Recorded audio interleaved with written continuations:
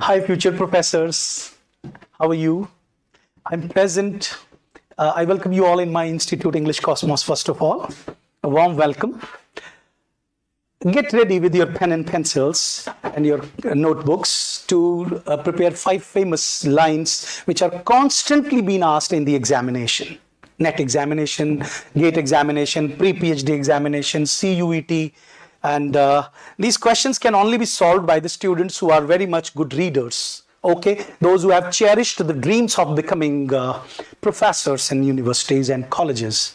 The first line I have chosen is the most ironical line in the whole English literature, from Pride and Prejudice, written by Jane Austen. Everybody knows the famous romantic novel, Comedy of Manners, published in 1813. You can see here the cover page.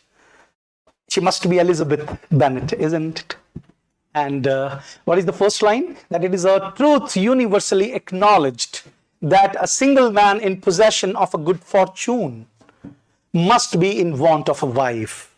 Sometimes when I ask this sentence in my classroom to explain it, many students don't really understand it because it is ironical. If we read M.H. Abrams' book for literary terms, in the term irony, where he first of all describes different types of ironies, the origin of the word irony, there he has given this example also, there he has explained it also. What is this whole novel all about? That, you know, the ladies there in the Victorian, in the pre-Victorian, I would say, I think in England, in the Romantic age somewhere, because they did not have a profession and their whole soul sustenance was dependent on their marriage in the good families, rich families. So, but what is written here in the very first opening sentence, that it is a truth universally acknowledged that a single man in possession of a good fortune must be in want of a wife. Now, he is not in want of a wife. He doesn't want a wife. Instead, these ladies there, the women there, they want husbands, good husbands. So it is totally an inverted kind of, sentences where the writer has shown us a different face and the society shows a different face. So, it somehow tickles a student of literature somewhere in between, like, how, she has touched the chord of the condition of women in society in that age. Okay, so you will be able to remember this line. It is a truth universally acknowledged that a single man in possession of a good fortune must be in want of a wife.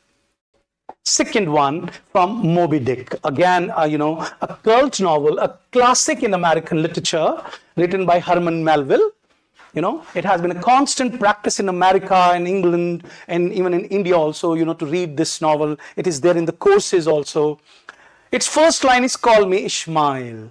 There is a deeper significance of this line, but because of the paucity of time, I would simply be talking about that it's an epic sea story where Captain Ahab, again another important question for you, a voyage in the pursuit of Moby Dick. Moby Dick is a white whale, clear? And a great white whale has delighted children and adults alike for over 1.5 centuries now. You can see here in the whole novel, you will see that his indomitable spirit makes him get going throughout the novel. Okay, so again, "Call me Ishmael" is the famous line.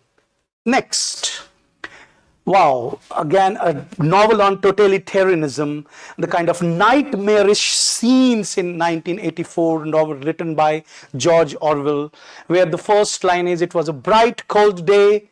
There is a significance of the word cold here in the novel. If you read the novel, you'll find that how cold-blooded Big Brother is. It was a bright cold day in April and the clocks were striking 13. Because I can't speak more in this small video, so you should remember the line.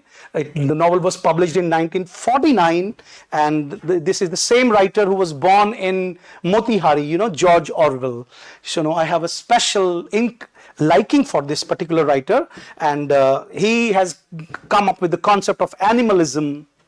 He has come up with the concept of the totalitarian regime, and etc. Next, there is some overlapping here. It is written Catch-22. It is the name of a novel published in 1961 by Joseph Heller. The term itself has come into the lexicon of English idioms and phrases, dear friends. When it's a complete dilemma and you can't decide what to do, there is a phrase these days. The phrase has come from this novel known as catch that, like I am in a catch-22 situation, what to do and what not to do.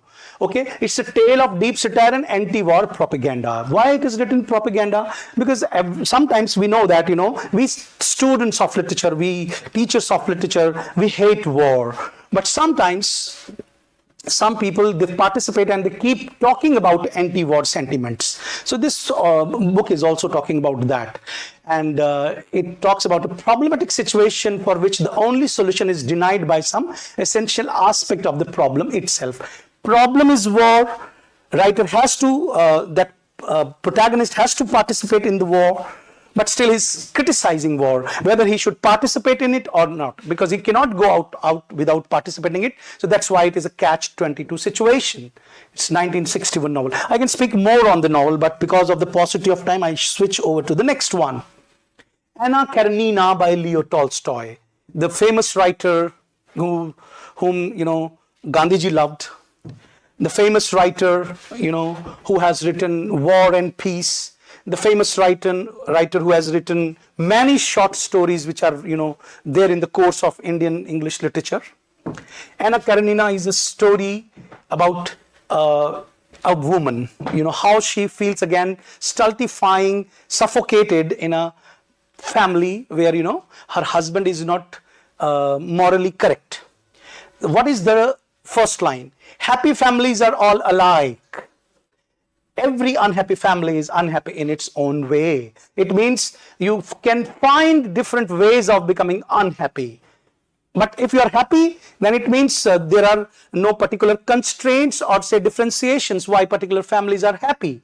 It means the title itself is enough to write an essay in itself. Okay, I repeat for your mnemonic purpose, for your memory purpose. Happy families are all alike. Every unhappy family is unhappy in its own way. From Anna Karenina by Leo Tolstoy, published